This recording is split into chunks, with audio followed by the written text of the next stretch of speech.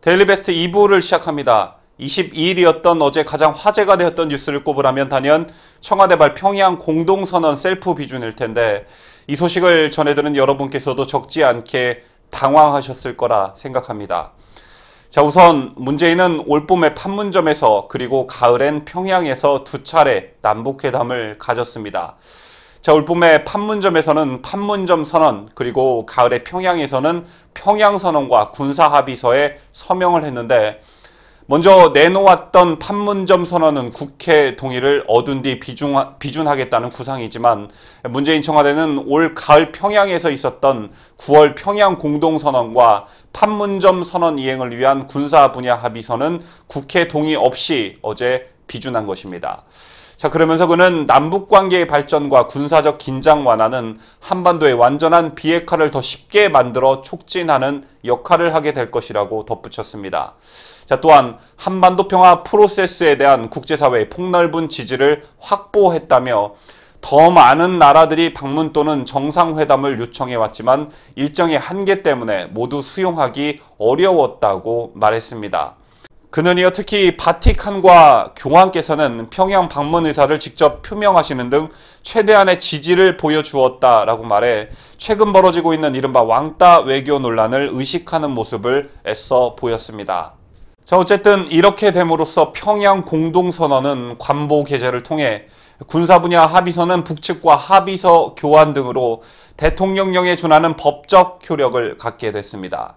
자, 그렇다면 이런 청와대의 셀프 비준은 어디에 근거를 두고 있는 것일까 궁금해 하실 텐데요.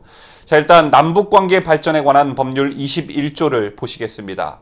자, 이 법률 1항에서는 대통령령은 남북합의서를 체결 비준하며, 2항에서는 이에 앞서 국무회의의 심의를 거친다. 그리고 3항에서는 국회는 국가의 중대한 재정적 부담을 지우는 경우에 체결 비준에 대한 동의권을 가진다고 되어 있습니다. 자, 그러니까 법제처는 평양 공동선언은 판문점 선언 이행을 위한 후속 합의이고, 군사합의서에는 중대한 재정적 부담이 발생하지 않아서 국회 비준 동의 요건에 해당하지 않는다고 판단한 것입니다. 자, 그런데 좀 애매한 부분도 있습니다. 상위 합의인 판문점 선언이 국회의 문턱을 아직 넘지 못했는데 후속 합의 먼저 비준하는 셈이 됐기 때문입니다. 자, 이에 자유한국당 김성태 원내대표는 껍데기에 해당하는 판문점 선언은 비준 동의 대상이라 하고, 부속 합의서에 해당하는 평양 공동선언과 군사 합의서는 비준이 필요 없다는 논리는 도대체 어느 나라 엿장수 마음대로 하는 법제처입니까라며 반발하고 나서는 상황입니다. 문제는 이뿐만이 아닙니다. 이번 법제처의 중요 판단 근거가 된 것은 다름 아닌 중대한 재정적 부담이라는 것이 포인트인데, 자, 다시 말해 돈이 그닥 많이 안 들어간다라는 것입니다. 자, 하지만 통일부는 지난달 국무회의에서 의결된 판문점 선언 비준 동의안을 국회에 제출하면서 철도 도로 협력과 산림 협력 등의 총 2,986억 원이 추가로 소요될 것이라는 내용을 담은 비용 추계서를 함께 냈었습니다.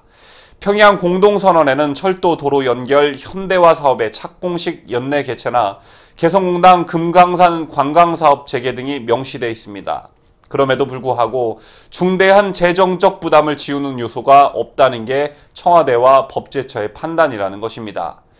자, 이와 관련해 유욱 변호사는 국내법과 같이 우리 정부가 거기에 구속이 되는 것이고 예산 집행이라든지 그런 것에 근거가 될 수 있다라고 해석했습니다. 자, 또한 도대체 얼마 정도 돼야 중대한 재정적 부담이라는 것인지, 또 이 기준은 누가 세울 것인지 앞으로 계속 논란이 될 듯합니다. 그리고 또 한 가지 논리적으로도 맞지 않는 부분이 있습니다. 판문점 선언이 국회 계류 중인 상황에서 평양 선언의 대통령 비준이 순서상 맞지 않다는 지적에 대해서 애매한 설명을 내놓고 있는 것입니다. 자, 청와대는 평양 선언은 판문점 선언의 이행 성격인 만큼 별도의 국회 비준이 필요 없다고 했습니다. 자, 두 개의 선언의 연관성을 강조하며 판문점 선언이 상위 개념이고 국회 비준을 기다리고 있는 만큼 추가적 비준이 필요 없다는 얘기입니다. 자, 하지만 효력에 대해선 다른 설명을 합니다. 판문점 선언이 국회 비준이 안 되더라도 평양 선언은 별개의 선언으로 대통령 비준만으로 효력을 갖는다는 것입니다. 앞뒤가 전혀 맞지 않는 청와대 설명에 고개가 갸우뚱거려집니다. 자, 어쨌든 이번 청와대 돌발 행동으로 국회는 다시 한번 무시당한 꼴이 되고 말았습니다.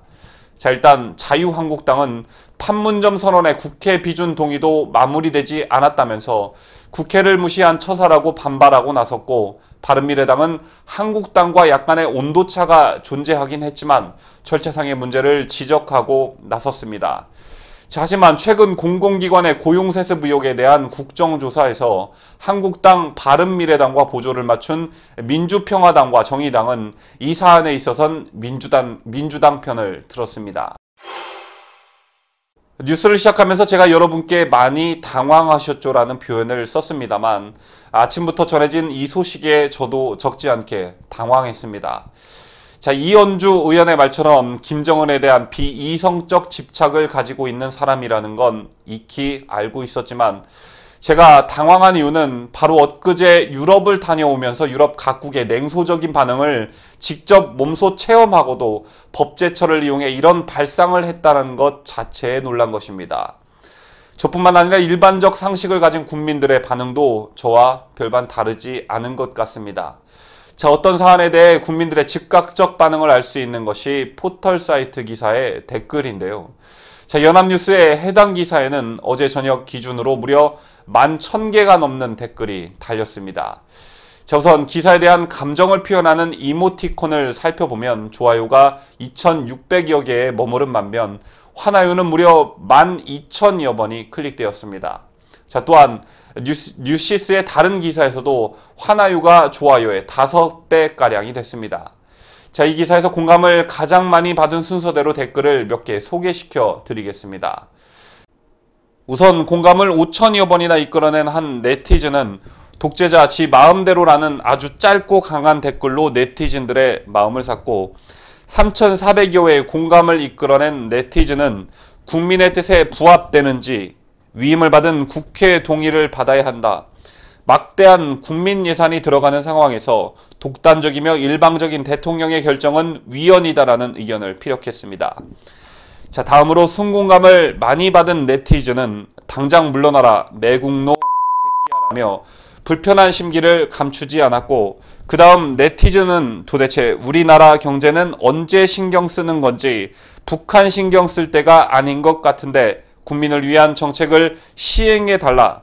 진짜 요즘 같아선 먹고 살기 너무 힘들다라는 글을 남겼습니다. 자, 다음 네티즌도 불편한 심기를 감추지 않았는데요. 진짜 이런 쓰레기도 보기 힘들다. 주구장창 북한으로만 도배를 해댄다. 해외에서도 개쪽당하고 돌아와서 정신을 못 차리네. 이 대통령이란 진짜 쪽팔리고 욕만 나온다라는 글을 남겼습니다. 자, 그 뒤에 이어지는 댓글들도 별반 다르지는 않았습니다. 이런 형식으로 진행되면 앞으로 북남 산림협력 분과 회담에서 기대를 가지지 않을 것이다. 이 말은 평양 공동선언 첫 후속 회담인 산림협력회담에서 김성준 북한 국토환경보호성 산림총국 부총국장이라는 사람이 한 말입니다. 북측은 태양광 시설 등을 갖춘 현대식 양묘장을 대거 짓기를 원했지만 우리 측은 파이프 등 대북 제재에 걸리는 물품이 있을 수 있다며 의견이 엇갈린 것에 대한 불만을 내뱉은 것입니다. 자, 다시 말해 죽어도 욕처먹는 현상이 벌어진 것인데, 이처럼 평양선언은 비준되었고 문정부는 속도전에 붙이려 하고 있지만 곳곳에서 대북 제재라는 덫에 걸려 많은 문제점들을 노출시키고 있습니다. 자, 그리고 앞서 댓글에서도 보셨지만 국내 여러 현안들이 개판인데도 불구하고 오로지 북한의 모든 신경을 집중하고 있는 문정부에 대한 국민들의 불만은 점점 높아져만 가고 있습니다. 자, 이 모든 게 이현주 의원의 말처럼 김정은에 대한 비이성적 집착 때문이 아닐까 생각해 봅니다.